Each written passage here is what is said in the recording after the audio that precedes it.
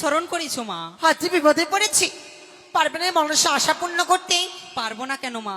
এই মুহূর্তে যাও তুমি সাঁওতালি পার্বতী লোহবাসের কক্ষে সোনালী পুত্র লক্ষিন্দর রয়েছে, তাকে তুমি দংশন করে এসো। কিন্তু আমার একটি শর্ত রয়েছে মা। শর্ত? হ্যাঁ মা, তোমার কি শর্ত? এখান থেকে সৌতালির পর অব্দি আমাকে কাজলের পথ করে দিতে হবে মা। প্রয়োজন নেই তোমার, চলে যাও ধাম ত্যাগ করে যাও বলছি। তাই হবে মা। কোথায় রে সারিপুগ?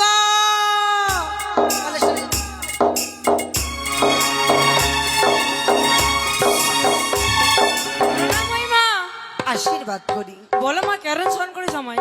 পুরে সর্প, আমি জীবনে বিপদে পড়েছি। কি বিপদে মা? আমার বিপদ থেকে উদ্ধার করে দেবে না? হ্যাঁ মা, নিশ্চয়। এই মুহূর্তে রুফল চাঁদের পুত্র লক্ষিন্দরকে দংশন করতে যেতে হবে তোমায় সাঁওতালি পার্বতী। মা, আমি তো দংশন করে দেবো, কিন্তু আমার একটি শর্ত রয়েছে। কি শর্ত রয়েছে তোমার? সিজওয়াইতে সৌতালি পর্যন্ত শঙ্কর রেখা টেনে দিতে হবে মা। না, প্রয়োজন নেই তোমার, চলে যাও আমার ধাম ত্যাগ করে যাও বলছি। মা, কোথায় রে সারিপুগ?